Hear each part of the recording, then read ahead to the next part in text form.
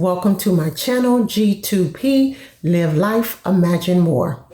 I'm Nadine Copeland. I am the founder of Girlz to Pearlz, a nonprofit that assists young ladies aged 18 to 24 who have aged out of traditional foster care or are homeless. This week, I would like to share more about my experience mentoring young ladies in foster care. For 15 years, I took these experiences to create the program for Girlz to Pearlz. And I would like to share some of these experiences because it would be impossible to cover the full 15-year period. So I want to key in on the experiences that made the biggest impact for me.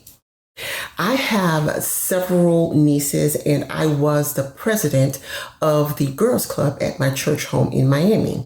So I believe this made me well-versed or aware of the nuances of dealing with young girls until I started mentoring young ladies, what is known as at-risk young ladies in foster care. Full disclosure, I did not want to work with the older girls. I preferred the younger ones, about 12 to 14. I wanted to get to them before they became jaded or defiant. But I guess God had other plans because I was always placed with the older girls. My first experience mentoring had me wondering what I had gotten myself into. She was a lot. She was so broken and had had a lot of disappointments and challenges and rejections, and I just couldn't give up on her. These young ladies needed to get away from the group home setting and interact with someone who had nothing to do with the group home. Away from all the reminders that they were living in a house that they didn't want to live in with people that they didn't want to live with. Breaking through the barriers took time and patience. I created a safe space for them to vent their frustrations to me.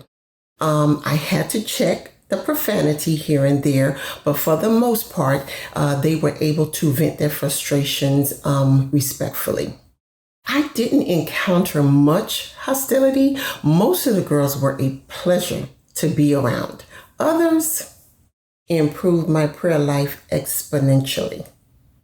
I had to remind myself, this is not your niece. You cannot do that. I could almost see the wheels turning. What can I say or do to get what I want from her? But that could be universal with any young people, regardless of the background. It took some time, but I developed a way to communicate with them. I would allow them to tell me their version of the truth. And then I would ask questions like, okay, before she said that, what were you doing? And then I would follow up and say, okay, so after she did that, what did you do? If you ask the right questions, you will get at the truth. And I would politely call them out on their mess. I had to keep it real because they can spot a fake. All of my girls knew that Miss Nadine is going to ask questions, so I had better be ready with the answers. Mentors were advised against spending too much money on gifts or outings because the intent behind the program was to give the girls an outlet, get them away from the group home and the stress of being in care. But as auntie and youth worker, I found that bribery goes a long way, and I used it shamelessly. I don't have any children. And I was blessed with a job that paid well, and I used that to my advantage. The first couple of visits, we spent time getting to know one another, getting to know each other's personalities, and then we became comfortable with each other. And then I gave them a challenge. I would give them the opportunity to plan the next weekend's event. I wouldn't give them a budget or anything. I just required them to come up with something different and interesting. In my opinion, none of the girls came up with anything that was exceptional. They would want to go to their favorite fast food restaurant or their favorite, or go to a movie or something, or they love to go to the beauty supply store for hair and all the things. But diva that I am, I cannot hold that against them.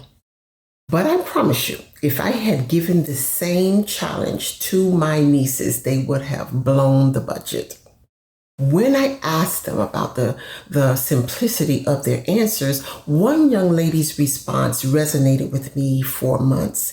She said, "Miss Nadine, I don't know what's out there to ask for." This was my aha moment. And in fact, it was the inspiration for the slogan behind Girls to Pearls: imagine more out of life. Dealing with the girls after they had their weekend with family or a day with family was a challenge because I had to be prepared for a call asking me to interact with the girl, take her off campus, call her, distract her or something because she's acting out. The hurt and the anger of coming back to a house that was not family. Wondering why no one in my family can take me in.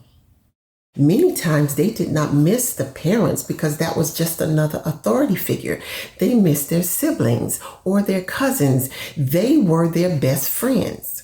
Most times I requested the ones that had a no contact order because it was less of an emotional roller coaster.